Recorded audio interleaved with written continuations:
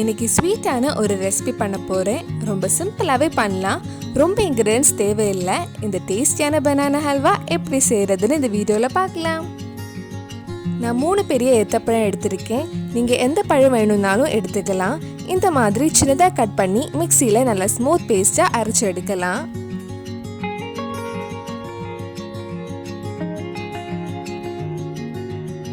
இந்த மாதிரி நல்லா நைஸாக அரைச்சி எடுத்துக்கோங்க. இப்போ ஒரு கடாயில் 4 டீஸ்பூன் கிட்ட நெய் ஊற்றி கொஞ்சம் கேஷ்நட்ஸ் ஃப்ரை பண்ணி எடுக்கலாம். கேஷ்நட்ஸ் கொஞ்சம் பொன்னரும் ஆகிற வரைக்கும் வறுக்கலாம்.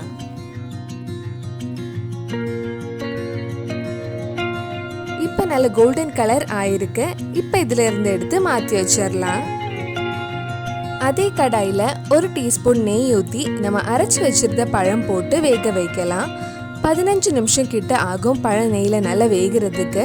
ஒரு மீடியம் ஃப்ளேமில் கிண்டி விட்டுட்டே இருங்க. இந்த ஹல்வா ரெடி ஆகிறதுக்கு 30 நிமிஷம் கிட்ட டைம் ஆகும். அது வரைக்கும் நம்ம கிண்டிகிட்டே இருக்கணும். கொஞ்சம் கை வலிக்கும், அதனால கூட ஹெல்ப் பண்ணுறதுக்கு யாராவது இருந்தால் கொஞ்சம் ஈஸியாக இருக்கும்.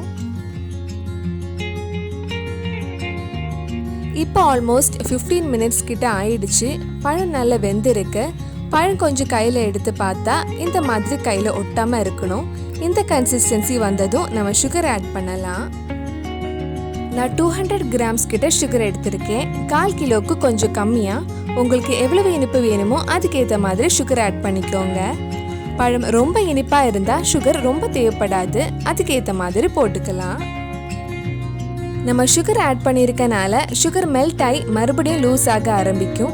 கை விடாமல் கிண்டிகிட்டே இருக்கலாம். இப்போ கொஞ்சம் லூஸ் ஆகிருக்கு. இனி ஒரு 15 நிமிஷம் கிட்ட கிண்டலாம். தேவைப்படும் போது கொஞ்சம் நெய் ஊற்றி கிண்டுங்க. 2-3 டீஸ்பூன் நெய் போதும். ரொம்ப நெய் ஆட் பண்ணாலும் நெய்யும் பழமும் சேராது. இது சூடாகும் போது சுகர் கேரமலைஸ் ஆகி ஹல்வா கலர் சேஞ்ச் ஆக ஆரம்பிக்கும். ஒரு ப்ரௌன் கலர் வந்ததும் ஆஃப் பண்ணலாம். அதுக்கு மேலே கிண்டிகிட்டே இருந்தால் சுகர் ரொம்ப கேரமலைஸ் ஆகி ஹல்வா கெட்டி ஆகிடும். இப்போ பார்த்தீங்கன்னா ஹல்வா முதல்ல இருந்ததை விட இப்போ கலர் சேஞ்ச் ஆகிருக்கு. இப்போ இதில் 1/2 டீஸ்பூன் ஏலக்காய் பொடி, நம்ம வறுத்து வச்ச கேஷ்நட்டும் சேர்த்து நல்லா மிக்ஸ் பண்ணதுக்கப்புறம் ஆஃப் பண்ணலாம்.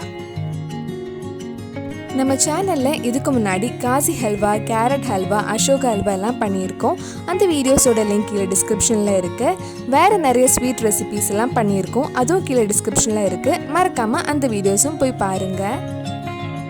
ஒரு பிளேட்டில் கொஞ்சம் நெய் தடவி இருக்கேன்.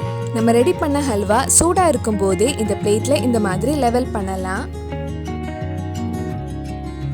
கொஞ்ச நேரம் ஆறட்டும். அதுக்கப்புறம் கட்டிங் போர்டில் வச்சு கட் பண்ண வேண்டியது தான்.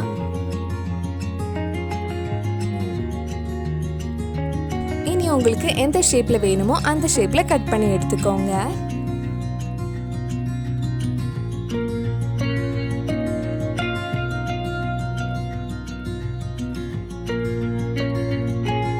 ரொம்ப சுவையான பனானா ஹல்வா ரெடி ஆயிடுச்சு. வீட்டில் இருக்கிற பொருட்கள் வச்சு சிம்பிளாக ரெடி பண்ணலாம்.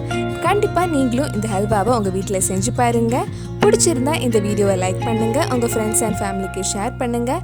வேறு என்னெல்லாம் ஸ்வீட் ரெசிபி நம்ம சேனலில் ட்ரை பண்ணலான்னு கீழே கமெண்ட் பாக்ஸில் சொல்லுங்கள். நீங்கள் இன்னும் என்னோடய சேனலை சப்ஸ்கிரைப் பண்ணலைன்னா மறக்காமல் சேனலையும் சப்ஸ்கிரைப் பண்ணிடுங்க.